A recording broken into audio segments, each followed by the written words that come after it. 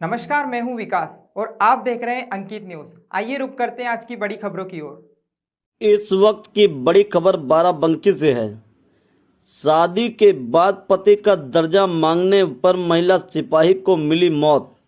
2024 में महिला सिपाही ने आरोपी सिपाही इंद्रेश मौर्य पर दुष्कर्म का दर्ज कराया था मुकदमा।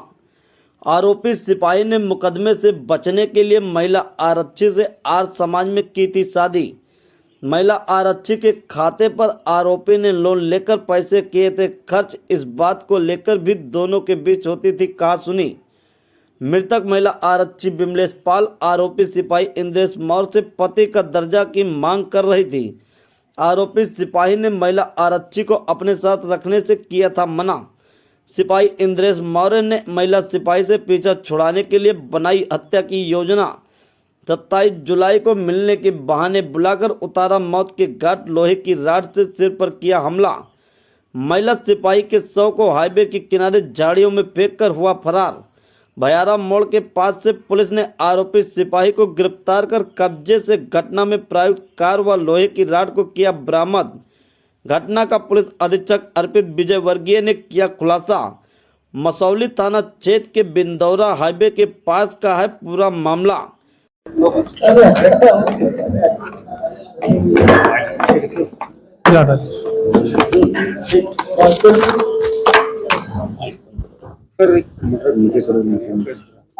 ये आप सभी लोगों को अवगत कराना है। कल दिनांक 30/7/2025 को थाना मसौली क्षेत्र के हाईवे पे ही खेत में एक लेडी कांस्टेबल जिसका नाम विमलेश पाल था, जो हमारे थाना सुबेहा में पोस्टेड थी, उसकी डेड बॉडी मिली थी, जिसको हम लोगों ने पोस्टमार्टम हेतु और बाकी चीजों के लिए हॉस्पिटल भेजा था। इस क्रम में आप सभी लोगों को अवगत कराना है कि आज इस घटना का हमारी टीम ने सफल अनावरण किया है, जिसमें एक कांस्टेबल जिसका नाम है इंद्रेश, उसको हम लोगों ने अरेस्ट किया है आज।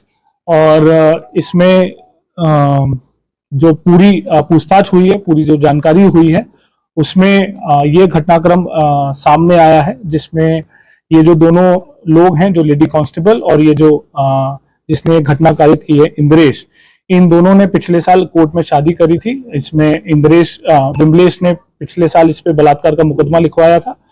उसके बाद इन दोनों ने कोर्ट मैरिज कर ली थी और वो बलात्कार के मुकदमे में क्लोजर रिपोर्ट लगी थी। लेकिन शादी करने के बावजूद भी ये इसको पत्नी की तरह साथ नहीं रख रहा था। और जो ये लेडी कांस्टेबल थी, इसका ग्रीवांस यही था कि मुझे पत्नी की तरह ही साथ में रखो और प्रॉपर सारा फंक्शन वगैरह हम लोगों का होना चाहिए। इसी को लेके ये परेशान रहता था, क्योंकि ये इसको पत्नी के तौर पे नहीं रखना चाहता था। और इसी क्रम में इसने ये प्लानिंग करी कि इसको कैसे मार दिया जाए, क्योंकि ये यहाँ पहले भी पोस्टेड रहा है।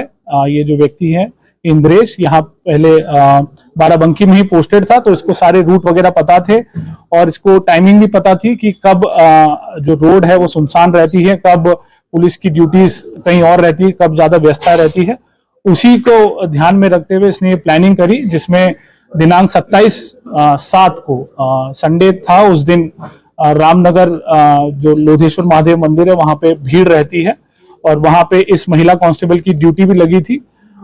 तो इसने पता कर लिया कि वो उसकी ड्यूटी कब लगी है और वो कब जाएगी। उसी का फायदा उठाते हुए ये लखनऊ से अपनी वैगनार गाड़ी से यहाँ आया। इसने मेन रूट का इस्तेमाल नहीं किया ताकि इसकी गाड़ी का कहीं पे भी डिटेक्शन ना होने पाए। वो जो ऑफ रूट है वहां से होते हुए ये मेन हाईवे पे पहुंचा। जब ये महिला वहां पे जा रही थी, इसको रास्ते में रोका, इसको बातचीत करने के बहाने से वहां पे रोका, 10-15 मिनट इनसे बातचीत करी और फिर वहां खेत में जब जो ये लेडी कांस्टेबल है, इनको टॉयलेट के लिए जाना था, तो ये जैसे ही खेत में नीचे उतरी, ये पीछे से उसको धक्का देके उनका गला दबा दिया, जिससे वो अधमरी स्थिति में हो गई। और फिर अपने कार के जो पाने से इस महिला के सर पे 3-4 वार किए, जिससे उसकी वहीं पे मृत्यु हो गई। वहां से फिर ये अपने दूसरे रास्ते से फतेहपुर होते हुए ये वापस लखनऊ भाग गया।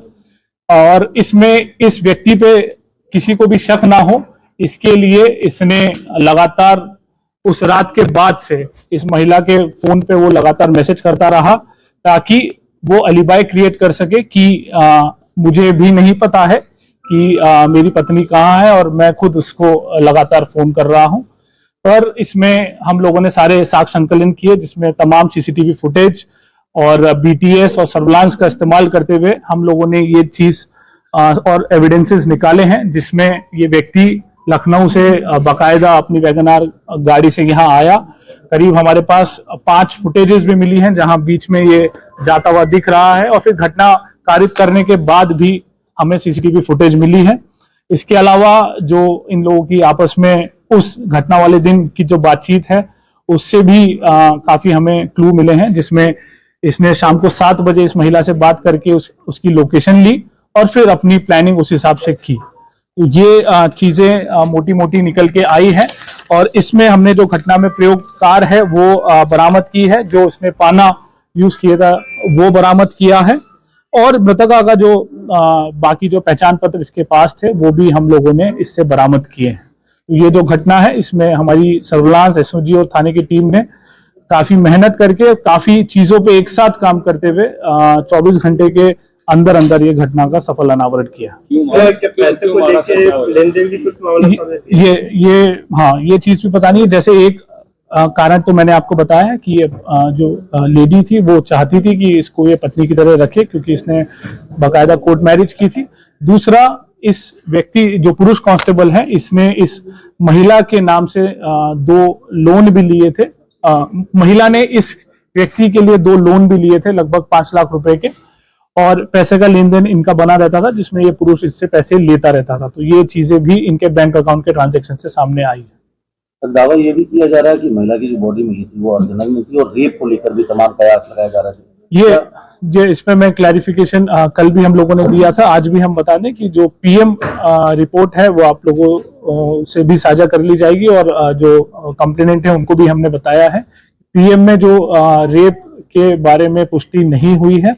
दूसरा, जो मौत का कारण है वो हेड इंजरी है, जो कि पाने से जो उपयोग हुआ है उससे हुई है। दूसरा, अर्धनग्न स्थिति में नहीं मिली थी, जैसा कि हमने बताया। घटनाक्रम ये टॉयलेट करने गई, तो जैसे कोई ये स्वाभाविक चीज है, उसने अपने पैंट का हुक खोला, उसी दौरान इसने पीछे से धक्का दिया और फिर गला दबा दिया, तो वो जो पैंट का हुक था वो बिल्कुल खुला हुआ पाया गया।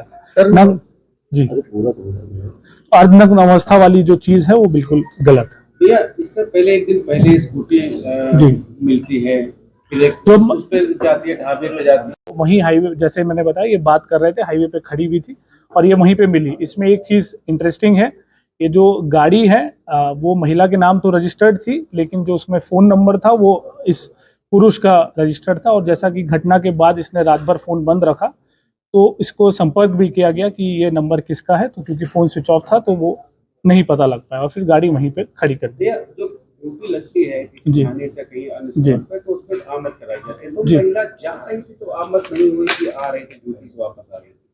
आमद नहीं हुई मतलब जैसे हमारी नहीं, जैसे जो क्योंकि महादेवा